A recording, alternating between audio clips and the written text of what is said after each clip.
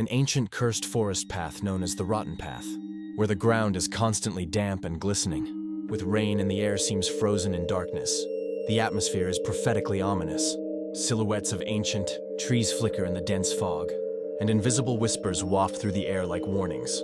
Legend has it that those who decide to set foot on this path under the cover of night will lose their souls forever. 3 teenagers, Alan, Kevin, and Alex, are walking along a dark forest path. Their clothes contrast slightly with the gloomy background. They are full of self-confidence, even if there is a slight shadow of fear in their gaze. The forest road is strewn with rotting leaves, and the thick shroud of darkness and shadows from the ancient trees around them hints at something sinister. The sound of their footsteps is barely audible. Laughter seems out of place in this place. The teenagers go deeper into the forest, and each step they take leaves an imprint on the damp, decaying ground. This moment conveys the horror and imminent approach of danger. The field of vision is captured by the micro-details of decay. Cracks in the ground, small insects lurking in the rotting mass, and the shadows that seem to linger behind each step. An old dilapidated bridge appears in the teen's path, surrounded by thick darkness. The bridge looks like a ruin, covered in rust and peeling wood, with scraps of brown branches hanging down. The atmosphere on the bridge is imbued with ancient tragedy and fear, as if it leads straight into the heart of darkness. A deep, unnatural stomping can be heard on the bridge, as if the hooves of a giant creature were shaking in the darkness. The stomping echoes intensified, filling the space around them.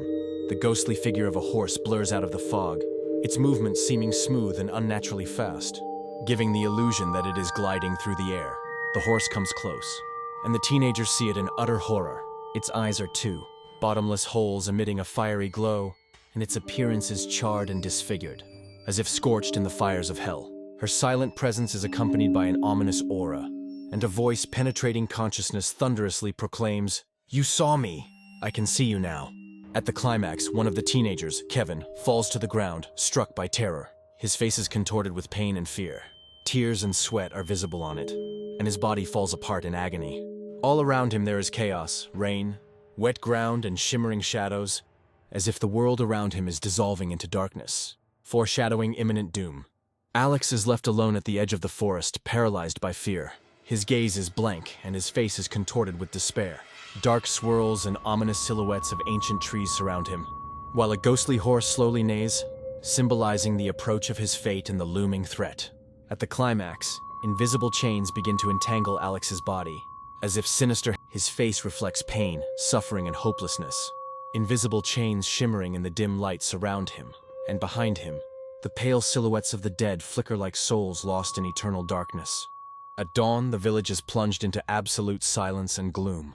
The only remnants of life have appeared in the form of a lonely Alex, who now looks alien and lost, with eyes devoid of the spark of life. His gait echoes through the empty streets, and there is a sense of damnation and oblivion around him. In the incessant rain and dusk, an ominous whisper is heard that seems to curse those who dare to enter this world. "I have seen her. I am yours now."